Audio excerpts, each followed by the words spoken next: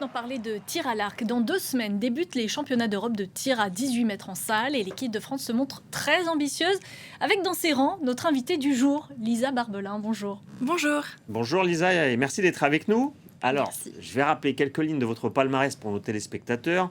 Si vous avez suivi les Jeux Olympiques de Paris 2024, vous avez forcément vu Lisa puisqu'elle a été médaillée de bronze en individuel au tir à l'arc. Je rappelle aussi qu'elle est vice-championne du monde en 2023, double championne d'Europe également en 2021 et 2024. Alors Lisa, votre prochain grand rendez-vous, c'est ce championnat d'Europe en salle en Bulgarie à partir du 16 février. Dites-nous dans quel état d'esprit vous êtes à quelques semaines du début du tournoi. Je me sens dans un état d'esprit assez conquérant. J'ai envie de remettre en jeu ce titre que j'avais il y a quelques années et de remonter sur un podium international après une Coupe du Monde qui vient de se terminer à Nîmes où je remporte la médaille de bronze. Voilà, je suis en furie totale pour la suite. Donc c'est quoi le niveau d'exigence? La victoire ou rien? Ou un podium quand même, ça sera une bonne nouvelle? Un podium, c'est toujours une bonne nouvelle, mais c'est vrai que là, je pars plutôt avec l'ambition de gagner l'or. Ouais, vous parliez du tournoi de Nîmes, vous avez terminé troisième, c'était un championnat de Coupe du Monde en salle.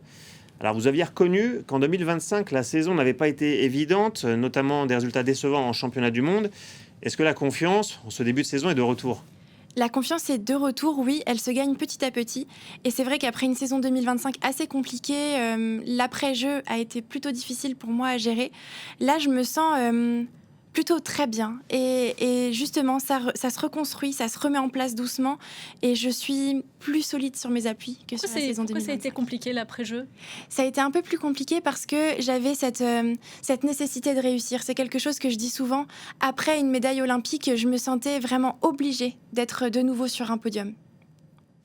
Et vous avez beaucoup travaillé l'aspect préparation mentale, on sait que c'est un facteur important pour vous. Expliquez-nous pourquoi c'est si important à vos yeux. Je dis souvent que le tir à l'arc, c'est une discipline de tête. En gros, il y a 80% du job qui se fait par la tête. Le reste, c'est les 20% qui sont sur les bras.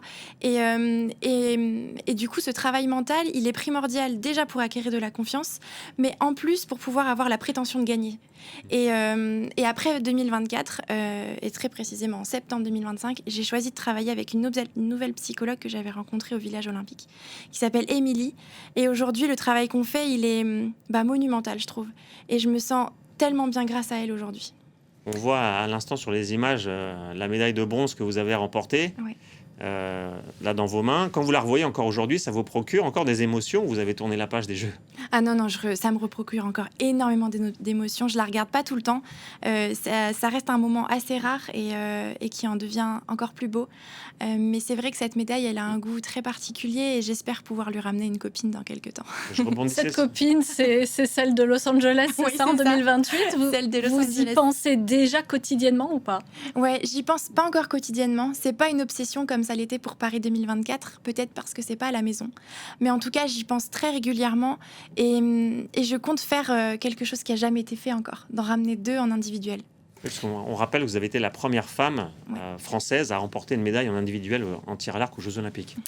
Lors des Jeux de Paris, vous avez été très médiatisée et vous l'avez dit, cette pression, c'est aussi quelque chose qui peut être dur à gérer. Dans la foulée, il y a une hausse des participants, des pratiquants, licenciés. voilà, des licenciés, parce que vous avez donné envie à toute une nouvelle génération.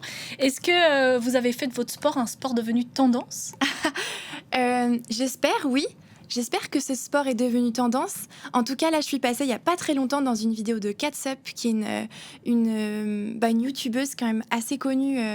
Et du coup, ça, je trouve que ça participe au fait de montrer que le tir à l'arc, c'est super tendance comme sport. Et pour parler de la médiatisation qu'on vient de parler à l'instant, souvent les Jeux Olympiques, c'est un moment pour mettre en lumière une discipline comme le tir à l'arc. Mhm. Après les Jeux, il y a souvent le souffle, entre guillemets, qui retombe. Ouais. Est-ce que vous regrettez un peu le fait que vous retombez un peu dans l'anonymat ou est-ce que ça c'est dérangeant? Comment on vit ce moment-là? Je trouve que c'est plutôt appréciable, finalement, de retomber un petit peu plus dans l'anonymat et je dirais, de se refocaliser sur ce pourquoi on a été mis dans la lumière, se refocaliser sur le sport et sur la pratique.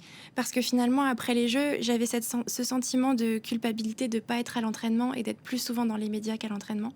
Et là, aujourd'hui, je me retrouve vraiment à l'équilibre. Et c'est ça qui est plutôt très appréciable. Mais tout est plus facile malgré tout. Les sponsors, notamment, sont davantage au rendez-vous.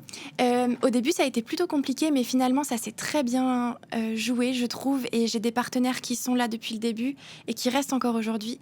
Et c'est pas un partenaire, mais c'est l'Armée de Champions qui m'aide énormément depuis 2020, où j'ai un contrat de travail avec eux. Et ça m'aide, ça me porte, ça me pousse pour aller vers le plus haut niveau. Sans eux, je pourrais pas y arriver. Cette semaine est menée l'opération Sport féminin toujours dans les médias pour mettre les sportives féminines en avant.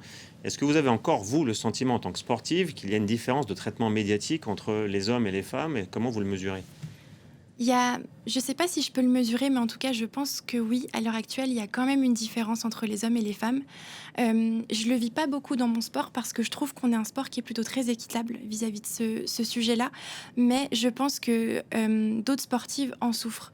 Et ça, je trouve qu'il faut montrer le sport féminin dans les médias, montrer que nous aussi, on est aussi attrayantes que les hommes et qu'on a de très belles choses, de très belles histoires à raconter.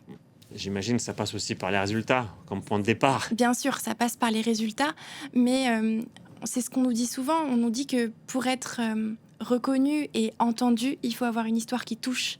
Et au-delà des résultats, il y a quelque chose à jouer là-dessus. Eh bien, revenez quand vous voulez, raconter de nouvelles belles histoires, vous serez la bienvenue. On vous souhaite le meilleur, Lisa Barbelin. Merci beaucoup d'être passée par France 24. Merci à vous, à Cédric, de l'avoir invité.